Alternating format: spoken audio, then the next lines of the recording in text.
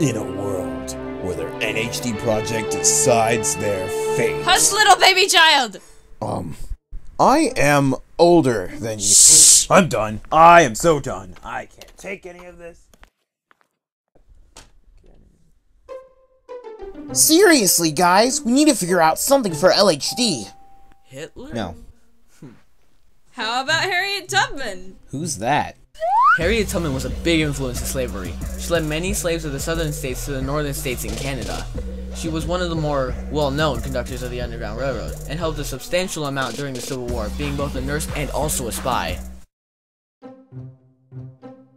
Well, you asked, so We should do our thing on her! Yeah! Jay could wear a wig and play as her. You're dead to me.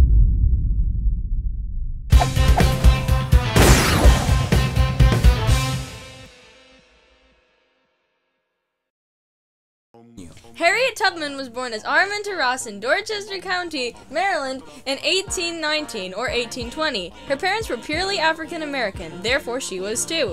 She had a normal life up until the age of 6, where she was then considered old enough to work, although she wasn't going to work on the field. She was linked to a couple who made her weave. As a normal slave, she was beaten frequently when things didn't turn out well. She eventually got sick, and the couple returned her. When she got well, though, she was then made a housekeeper and babysitter. She was then returned again after eating a sugar cube that belonged to a female slave owner. At 11, she was then considered an adolescent and went to work on the fields. Now that she was working on the fields, she took her mother's name, Harriet. At 12, she received a serious head injury when she refused to help tie up a slave who attempted to escape. It was not on purpose, though, as the owner was trying to hit the slave, but the iron weight hit Harriet instead. This caused serious side effects such as spasming.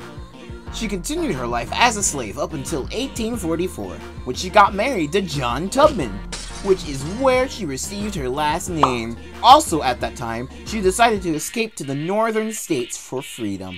Her husband did not want to go with her, since he was already free and had a good life. She decided to leave him, as the idea of freedom was much more appealing. She was able to get to Philadelphia in 1849. But of course, she had a lot of help to make it to where she was. She was cared for by abolitionists along the way, with all of them having secret hideouts and people with carts, pulling others who wanted to be free. When she made it to Philadelphia, she started to work and gain money, becoming part of the Underground Railroad. After a while, she managed to join it, and became an official conductor of the railroad. Eventually, she joined the Civil War as a nurse, but also because of her skills, she even became a spy in the war. She helped a lot in the Civil War.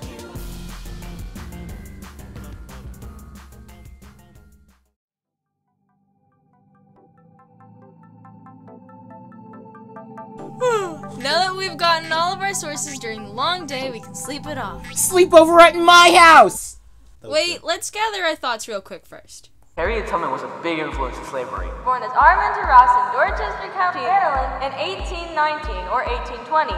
She was one of the more well-known conductors of the Underground Railroad. She continued her life as a slave up until 1844. She was able to get to Philadelphia in 1849. She started to work and gain money, becoming part of the Underground Railroad. She led many slaves of the southern states to the northern states in Canada. All that info is great and all, but I'm really tired, you guys. I'm not that tired, to be honest. Night! Night.